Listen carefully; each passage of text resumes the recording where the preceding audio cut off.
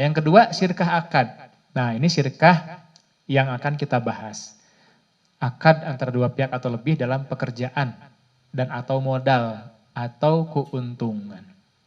Jadi yang diakadkan itu ya pekerjaannya, kemudian modal yang diperlukan dan keuntungan. Bagaimana cara dia dibagikan. Kita akan fokus ke syirkah amlak. Tapi sebelum, syirkah akad ya. Sebelum itu ada yang ditanyakan dulu? Tentang syirkah?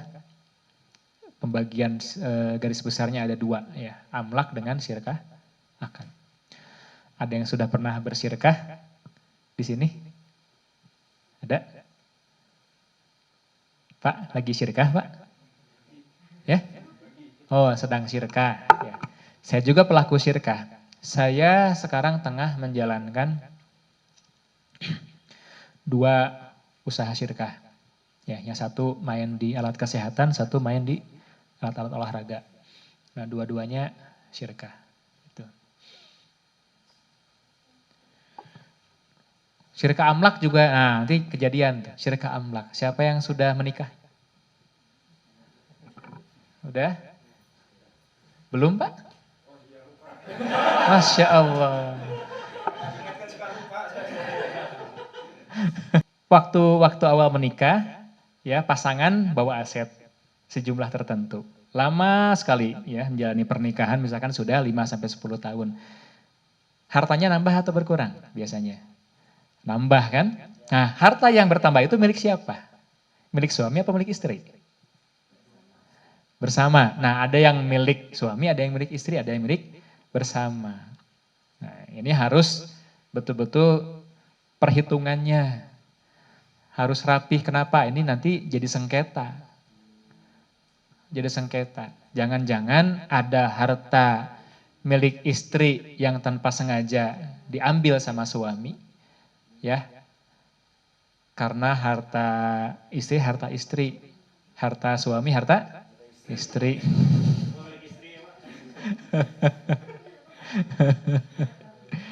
Ya. Istri punya hak nafkah dari suami, tapi suami tidak boleh ngambil harta milik istri. Makanya ketika terjadi ada penambahan harta itu harus jelas ini milik siapa. Ya. Istri saya punya bisnis sendiri. Dia menjalankan usaha tanpa saya campuri, main di konveksi, ya, di busana. Maka harta dia pribadi. Saya nggak boleh sembarangan ngambil, kalau saya perlu saya pinjam, saya harus bilang dulu. Gitu ya. Jadi harta-harta yang dia beli itu dipisahkan, harus terpisah. Jangan sampai nanti terjadi kezoliman. Saya makan harta istri gitu ya, padahal saya tidak berhak. Nah, itu nggak boleh. Harta suami harus jelas. Beli mobil, pakai uang siapa? Misalnya pakai uang suami. Statusnya gimana? Istri pakai itu memang hanya dipinjamkan atau dihibahkan kepada istri?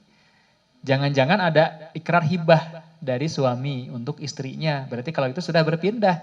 Rumah, mobil, ini hibahkan atas nama ibu. Wah, udah punya ibunya semua berarti. Bukan punya suaminya lagi. Meninggal suami, harta hibah tadi diwariskan enggak? Enggak, karena yang punya masih hidup, istrinya. Gitu. Cerai misalnya.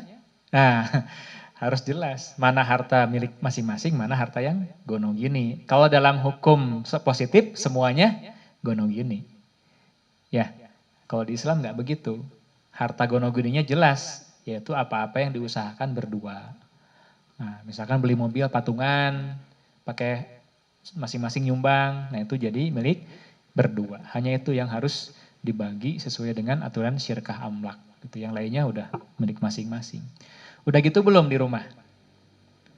Belum. Nah, harus disampaikan. Ya. Dicatat yang rapi. Karena takutnya nanti kita tanpa sadar makan harta yang tidak berhak gitu ya. Harta yang bukan hak kita.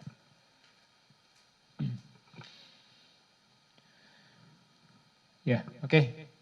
Belum. Nah, bagaimana hukum syirkah? Hukum syirkah ini boleh. Boleh. Karena Nabi membiarkan. Bahkan Nabi itu menyampaikan satu hadis, ini hadisnya hadis Qudsi. Hadis Qudsi itu apa? Itu hadis, tapi isinya adalah ucapan Allah Subhanahu wa Ta'ala. Firman Allah, tapi nggak masuk dalam Quran. Masuknya ke hadis, ini hadis Qudsi. Maka redaksinya kan begini ya. Ya Yaqulullahu azza wa jalla, Allah berfirman, Allah azza wa jalla berfirman, ana. Nah, ini kan berarti firman Allah langsung. Ana salisus syarikaini, aku adalah pihak ketiga dari dua pihak yang bersyirkah. Aku adalah pihak ketiga dari dua pihak yang bersyirkah. Malam yakhun ahaduhuma, selama salah satu tidak mengkhianati yang lainnya. Ahaduhuma sohibahu, selama yang satu tidak mengkhianati sahabatnya yang lain. Nah, jadi kalau ada perserikatan usaha antara dua pihak, ya, maka Allah pihak ketiganya. Kalau perserikatan antara tiga pihak, Allah pihak yang keempatnya. Artinya Allah itu menyertai syirkah tersebut. Nah, jadi jangan takut, jangan khawatir, ulah keeng lah cek bahasa Sunda namanya. Kalau kita bersyirkah, selama niatnya baik untuk mengembangkan perekonomian umat Islam, jangan takut. Kenapa? Karena Allah menjadi pihak yang ketiga atau keempatnya. Allah menyertai syirkah ini. Syaratnya apa? Syaratnya adalah selama tidak ada satu yang berkhianat. Ya. Faiza khonahu, apabila satu saja berkhianat, ya. Kalau ada yang berkhianat, kharajtu min bainihima, maka aku keluar dari keduanya. Jadi yang berkhianatnya satu, yang ditinggalkan siapa? Semuanya ditinggalkan sama Allah Subhanahu wa Ta'ala. Jadi taruhannya semuanya harus amanah. Satu saja khianat, ya, Allah keluar dari syirkah tersebut. Tapi kalau semua bisa amanah, maka Allah akan terus-menerus membersamai syirkah tersebut. Nah, ini Masya Allah ya. Nah, kalau di bisnis-bisnis yang gak islami ini gak ada wawasan kayak begini. Jadi syirkah itu ya udah sebatas menjalankan bisnis aja. Kalau umat Islam harus sadar, harus paham bahwa Allah itu menjadi pihak ketiga.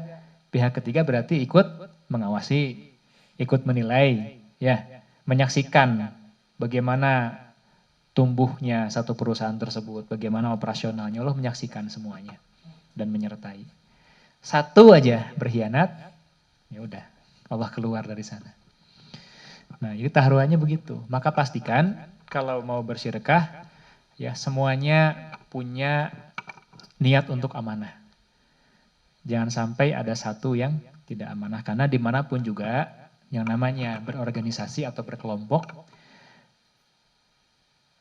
hancurnya organisasi tersebut, itu kuncinya ada pada satu pihak yang paling lemah dalam memegang komitmen. Ya. Satu lemah pegang komitmen, satu organisasi hancur. Kalau di bukunya John C. Maxwell, ada hukum mata rantai. Ada yang pernah baca John C. Maxwell? Itu dia pakar kepemimpinan. Ya, dia sering memberikan pelatihan dan menulis buku tentang kepemimpinan. Dia ibaratkan hukum mata rantai. Jadi seberapa kuat satu mata rantai, itu bergantung mata rantai yang paling lemah. Betul enggak? Gambarannya kayak begini.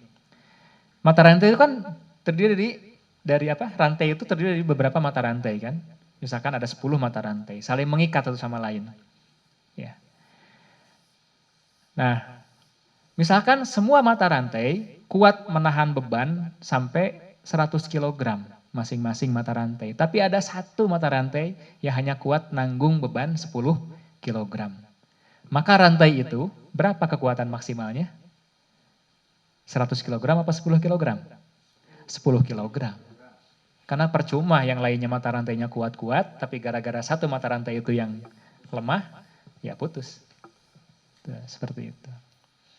Jadi pastikan semua pihak yang bersyirkah itu betul-betul niatnya baik, ya, visinya sama, kemudian amanah, dan harus terus mau untuk mengembangkan diri, mengikuti perkembangan pengetahuan, mental, knowledge, dan pengalaman dari mitra-mitra yang lain.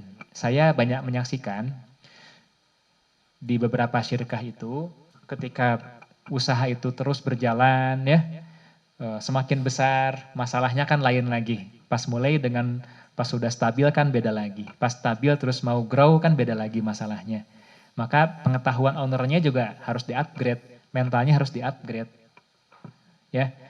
Nah, kalau ada owner yang tidak mau mengupgrade dirinya, malas-malasan ikut pelatihan, malas-malasan upgrade diri, ujungnya apa? Ujungnya akhirnya terpaksa terlempar dari organisasi itu. Terlempar dari bisnis. Ketika memilih ya antara keberlangsungan bisnis yang sudah begitu besar dengan mempertahankan keterlibatan owner ini, ya demi berjalannya akhirnya terlempar ownernya, satu. Itu kejadian.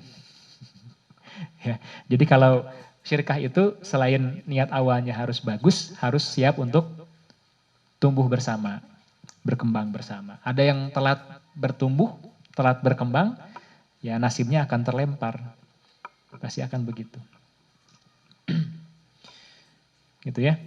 Jadi pastikan itu dimiliki oleh para ownernya. Ya.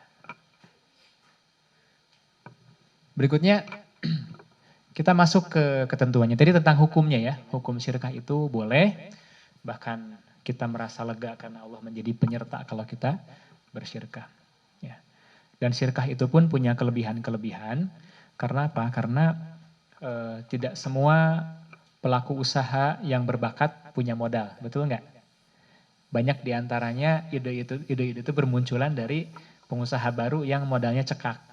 Bahkan banyak perusahaan besar dimulai dari garasi. Ya. Nah, tapi sisi lain ada juga orang-orang yang punya modal berlebih tapi udah nggak sanggup lagi mengelola. Kebingungan untuk menyalurkan modalnya. Bahkan ada juga modal-modal yang dipegang oleh ownernya dan ownernya belum layak untuk memegang harta tersebut. Contohnya apa? Contohnya anak yatim yang mewarisi kekayaan ayahnya tapi si anaknya ini belum cukup umur. Nah, maka nggak bisa diserahi harta itu. Solusinya apa? Solusinya kata Rasulullah, ya, ittajiru fi amwalil yatama. Perniagakanlah harta anak yatim. Agar apa? Agar nggak habis dimakan zakat. Gitu. Jadi cara mengolah harta yatim itu, anak yatim kewarisan harta banyak dari bapaknya, ya, maka dianjurkan bukan dikonsumsi terus akhirnya sampai tinggal setengah atau bahkan habis ketika dia dewasa siap pegang itu udah habis, nggak begitu caranya. Jadi walinya itu punya kewajiban untuk mengelola harta anak tersebut. Gitu. Kalau sekarang gimana kenyataannya harta anak yatim tuh?